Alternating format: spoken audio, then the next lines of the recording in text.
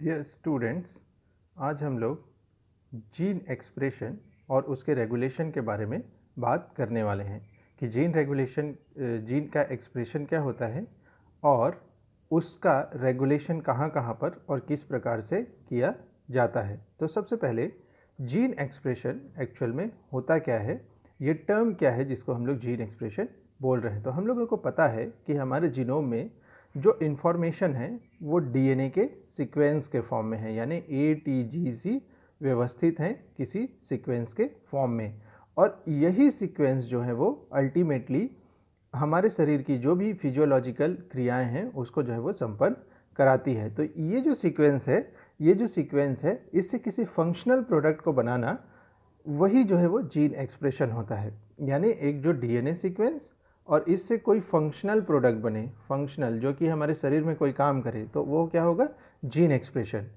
Gene expression का जो functional product होता है, जो अल्टीमेटली डीएनए सीक्वेंस की मदद से पहले तो ट्रांसक्रिप्शन और फिर ट्रांसलेशन, दो प्रक्रिया होती है जिसके बाद जो है वो पैदा होता है। तो जो फंक्शनल प्रोडक्ट है वो सामान्य रूप से कौन से होते हैं, प्रोटीन।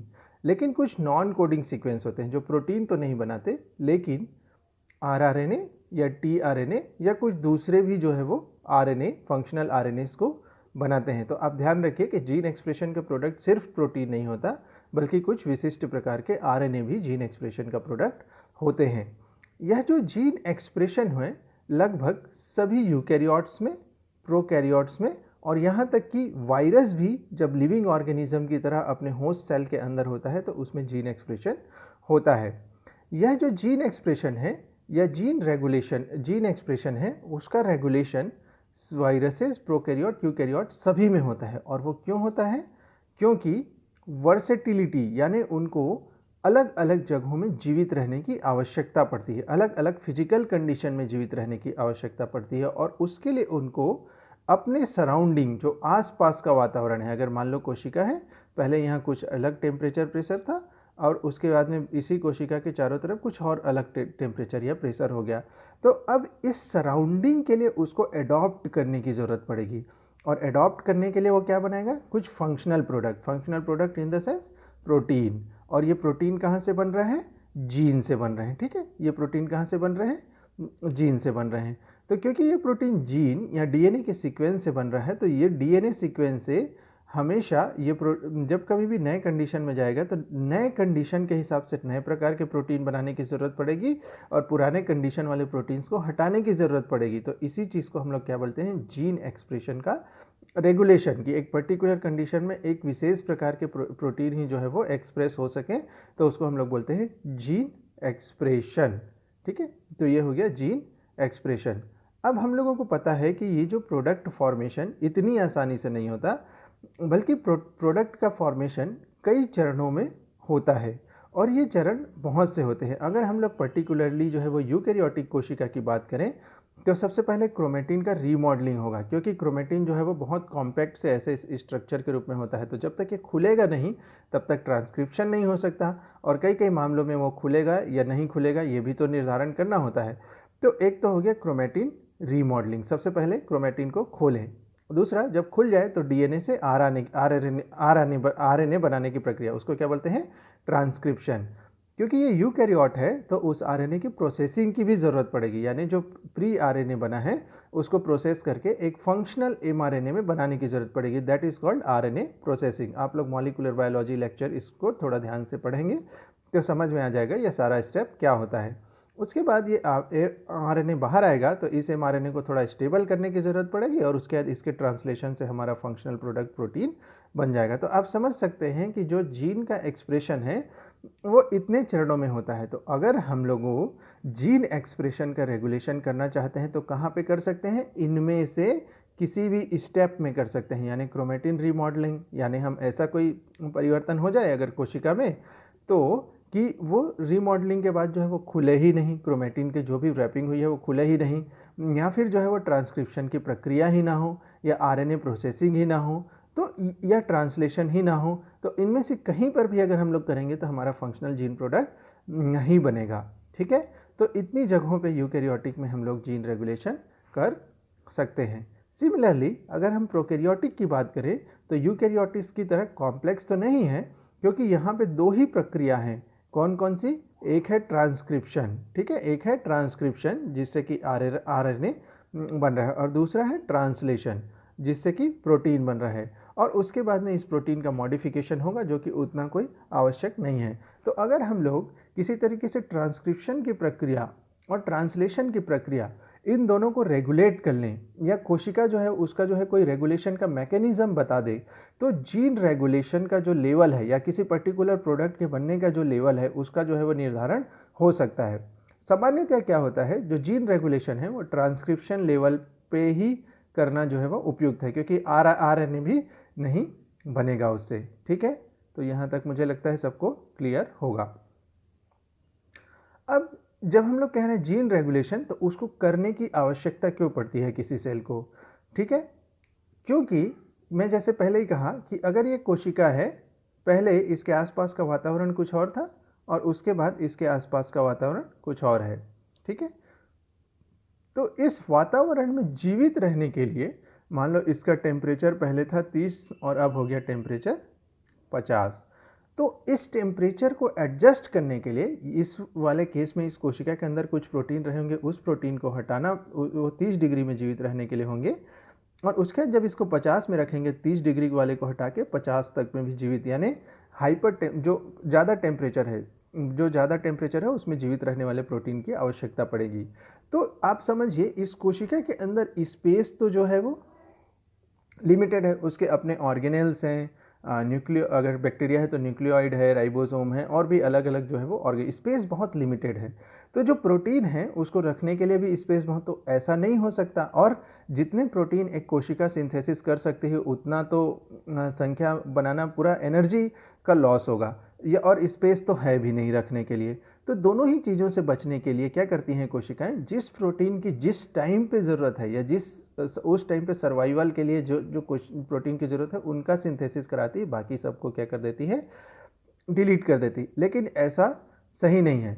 देखिए कुछ प्रोटीन जो ऐसे होंगे जो सर्वाइवल के लिए किसी भी टाइम पे ज़रूरी है, जैसे एनर्जी वाले जितने भी हैं, मतलब अपना ग्लाइकोलिसिस चलाने वाले, टीसीए वाले, या ये सारे जो एंजाइम्स बनते हैं वो हर वक्त ज़रूरी है। तो ऐसे जीन को हम लोग बोलते हैं कॉन्स्टिट्यूटिव जीन, क्योंकि वो हर वक्त सिंथेसिस होते हैं, डिस्पाइट कि किस कंडीशन में रखा, किस टेम्परेचर में रखा, तो उनको हम लोग बोलते हैं कॉन्स्टिट्यूटिव,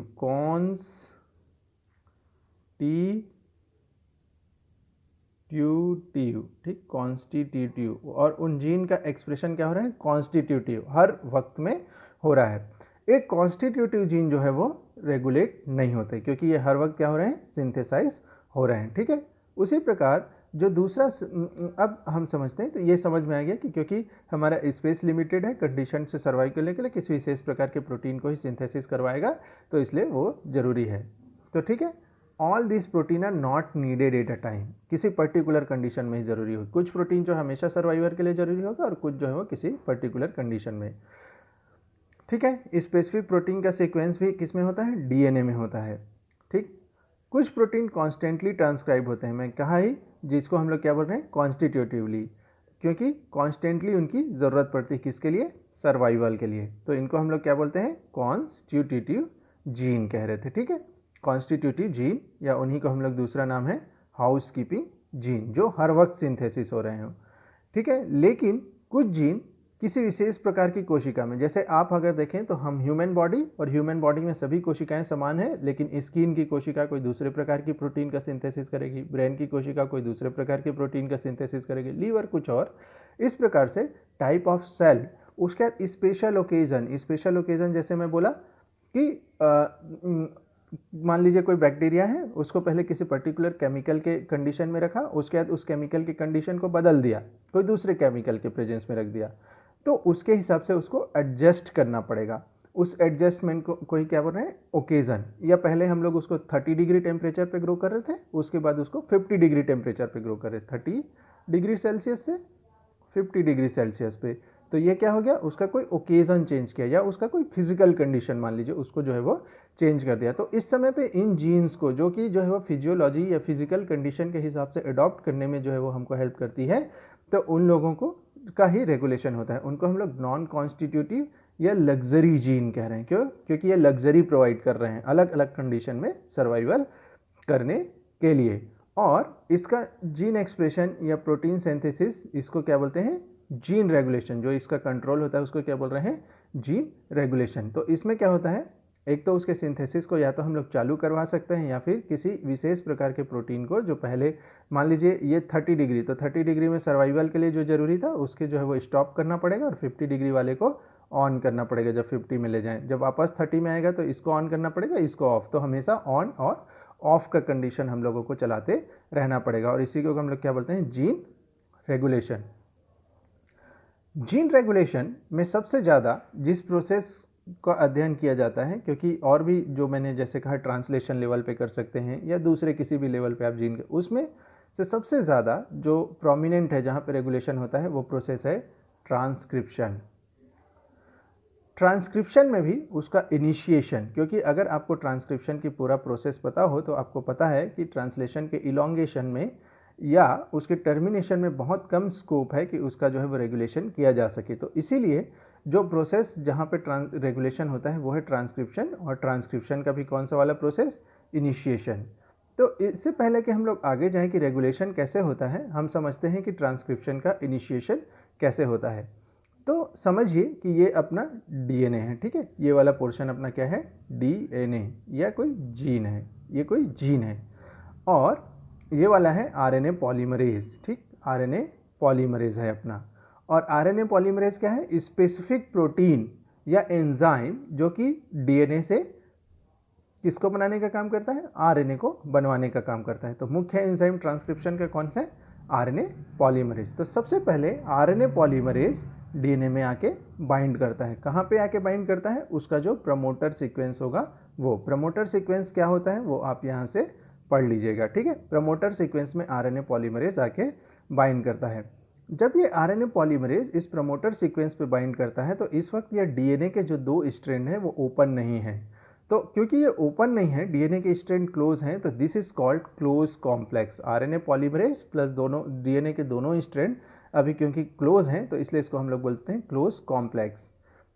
तो कुछ टाइम के बाद इसका जो है ट्रांजिशन हो जाता है, यानी दोनों डीएनए के दोनों स्ट्रैंड ओपन हो जाते हैं ताकि आरएनए सिंथेसिस, क्योंकि एक ही स्ट्रैंड से करनी है तो हो सके। तो this complex is called open complex, ठीक है। जब डीएनए ओपन कॉम्प्लेक्स बना लेता है तो कुछ देर तक ये आरएनए यहाँ से फिर प्रमोटर को स्केप करने की कोशिश करता है, प्रमोटर से आगे बढ़ने की कोशिश करता है जिस स्ट्रैंड में उसको सिंथेसिस करनी है। और कुछ देर तक मतलब छोटे छोटे ऐसे आरएनए बनाता रहेगा जब तक कि इस आरएनए को यहाँ पॉलीमरेज से निकलने की ज़रूरत ना पड़ जाए। This is called abortive transcription. यही 3 जगह हैं, यानी या तो हम उसका जो है वो ये क्लोज कॉम्प्लेक्स जो बना, इस क्लोज कॉम्प्लेक्स को ही बनने ना दें, यानी आरएनए पॉलीमरेज को ही हम जो है वो किसी तरीके से डीएनए में बाइंड करने ना दें, ठीक है। अगर अपना ये आरएनए पॉलीमरेज ही डीएनए में बाइंड ना हो कोई बात ही नहीं, ट्रांसक्रिप्शन आगे नहीं चलेगा। अगर मान लीजिए ये बाइंड कर गया तो इसका ओपन टू जो है वो क्लोज टू ओपन जो बना, ये डीएनए के स्ट्रैंड को ओपन करने के लिए और यहाँ से आगे जाने के लिए वो चीज़ हम होने ही ना दें, तो इस चीज़ को भी हम लोग रोक लें। और जब यहाँ छोटा आरएनए बन रहा है तो जब तक ये आरएनए यहाँ से बाहर नहीं निकलता तब तक तो काम चलता नहीं, तब तक तो जो है आगे ट्रांसक्रिप्शन का प्रोसेस तो हम एबॉर्टिव ट्रांसक्रिप्शन फेज में ही उसको रोक दें। तो यानी क्लोज कॉम्प्लेक्स से रोक लें या ओपन कॉम्प्लेक्स से, या फिर बार बार उसका क्या करता रहे, एबॉर्टिव ट्रांसक्रिप्शन होता रहे, ठीक है, एबॉर्टिव ट्रांसक्रिप्शन होता रहे। इनमें से किसी भी स्टेप में अगर हम लोग रोक लें तो ट्रांसक्रिप्शन के क्या हो जाएगा, रेगुलेशन, या ट्रांसक्रिप्शन की प्रोसेस क्या हो जाएगी, हॉल्ट हो जाएगी, जीन एक्सप्रेशन वहीं पे क्या हो जाएगा, खत्म। तो कोशिका यही स्ट्रेटजी अपनाता है सामान्य तौर पे, इन्हीं में से किसी एक प्रोसेस को जो है वो रेगुलेट करने की कोशिश करते हैं, यानी आरएनए पॉलीमरेज को बाइंड ना होने देना, या बाइंड हो गया तो जो है वो ओपन कॉम्प्लेक्स में ना कन्वर्ट होने देना, या फिर जो छोटे छोटे आरएनए बन रहे हैं उसी स्टेप में उसको रोक देना। इसी प्रोसेस को वो जो है वो रेगुलेट करने का काम करते हैं।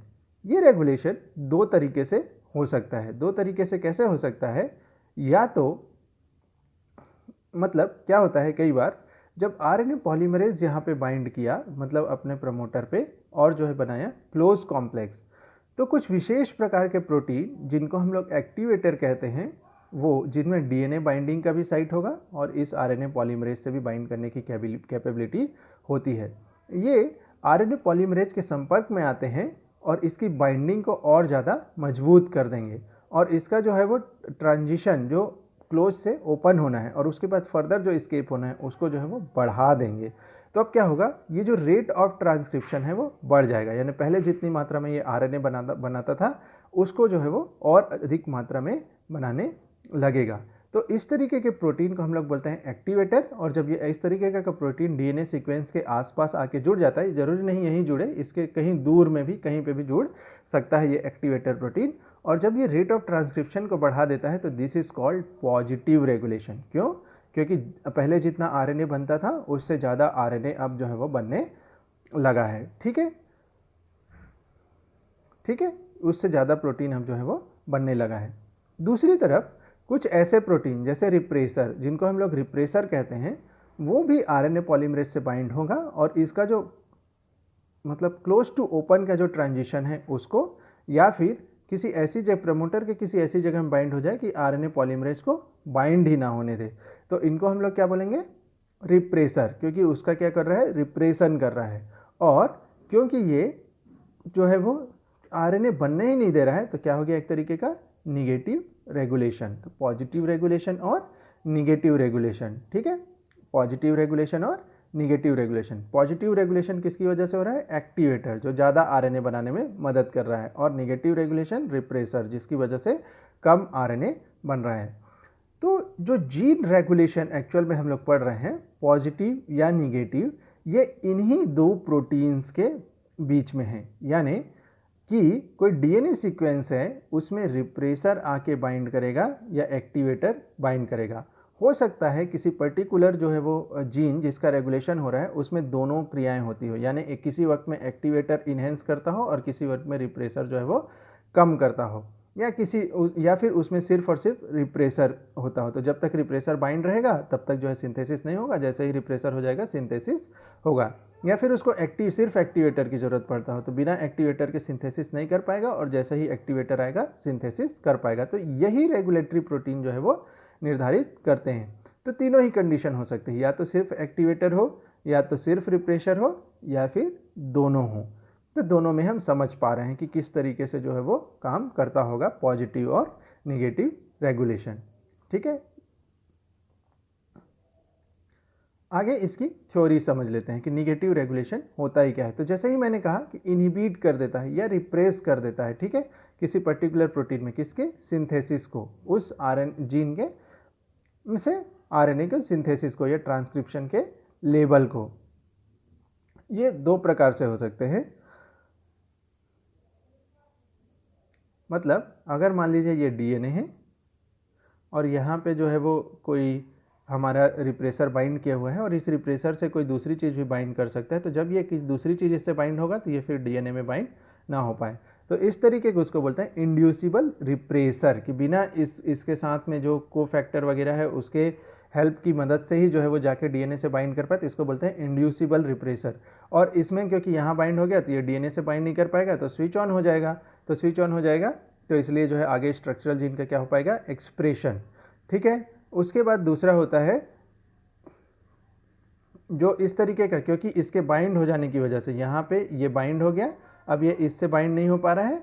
इसको जब हम लोग लेकोपेरॉन पढ़ेंगे तो और डिटेल में पढ़ेंगे, तो अब ये जो है वो डीएनए में बाइंड नहीं हो पा रहा है, तो इसलिए क्योंकि इसने इसका एक्सप्रेशन उसके बाइंडिंग को रोक के किया है, तो इसलिए इसको हम लोग क्या बोल देंगे, इंड्यूसर कहेंगे। ठीक है, और क्योंकि जो भी इस तरीके के इंड्यूसर को बनाएंगे उसको बोलेंगे इंड्यूसिबल सिस्टम। इसका क्या है, लेकोपेरॉन।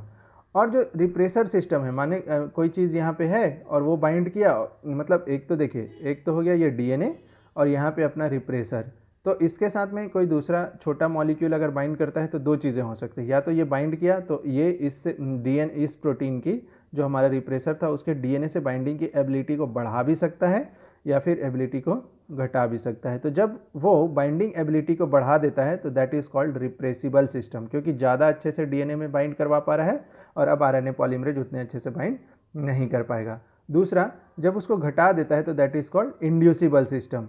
ठीक है, ये विथ रिस्पेक्ट टू रिप्रेसर है, जो भी हम लोग इंड्यूसिबल या फिर जो है वो रिप्रेसिबल कह रहे हैं वो किसके रिस्पेक्ट में है, अपने जो रिप्रेसर है उसके, रिप्रेसर को इंड्यूस कर दे जाके डीएनए में बाइंड करने के लिए, जिससे कि जो है वो उसको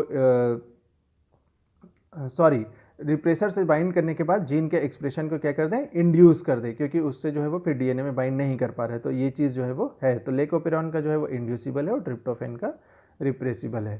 लेकोपेरॉन जब पढ़ेंगे तब ये वाला और अच्छे से क्लियर हो जाएगा। ठीक है, उसके बाद में कुछ हम प्रोटीन्स के बारे में देख लें कि एक्टिवेटर एक्चुअली में होते क्या हैं। तो जो इंक्रीज कर दे किसको, transcription of a particular gene और सेट को। और जैसे कि लेकोपेरॉन के केस में हम लोग देखेंगे एक प्रोटीन होगा कैटाबॉलिक एक्टिवेटर प्रोटीन, ये उस तरीके का काम करता है। तो जब हम लोग लेकोपेरॉन पढ़ेंगे तो इसको और ज़्यादा अच्छे से पढ़ेंगे। रिप्रेसर भी उसी तरीके का डीएनए या आरएनए बाइंडिंग प्रोटीन है जो एक्सप्रेशन ऑफ जीन को क्या कर देता है, कम कर देता है। ये जो है वो आरएनए पॉलीमरेज के जो बाइंडिंग कैपेबिलिटी है प्रमोटर से उसको कम करता है और उस तरीके से जो है वो ट्रांसक्रिप्शन को जो है वो लो कर देता है। ठीक है, और कुछ जो होते हैं वो रिप्रेसर जो होता है एमआरएनए से बाइंड कर जाएं तो ट्रांसलेशन की प्रोसेस को कम कर देंगे। तो इस तरीके से सब चीज़ चलता रहता है। ठीक है, तो ये लेकोपेरॉन में ये चीज़ पाया जाता है। एक को रिप्रेसर मॉलिक्यूल होगा, जैसे ट्रिप्टोफेनोपेरॉन में ट्रिप्टोफेन, वो जो उससे बाइंड करेगा तो ज़्यादा आसानी से रिप्रेसर जो है वो डीएनए से बाइंड कर पाएगा। दिस इज कॉल्ड को रिप्रेसर। ठीक, और उस को रिप्रेसर में भी क्या एक छोटा मॉलिक्यूल जो बाइंड होगा तो that is called aporepressor. ठीक, एपो रिप्रेसर मतलब ये अपना रिप्रेसर था, ये रिप्रेसर स्वयं में काम नहीं कर पाता था, इसके लिए एक छोटे मॉलिक्यूल की जरूरत पड़ती, दिस इज कॉल्ड को रिप्रेसर। और इसको क्या बोलेंगे हम लोग, एपो रिप्रेसर, जिससे अपना को रिप्रेसर बाइंड हो पा रहा है।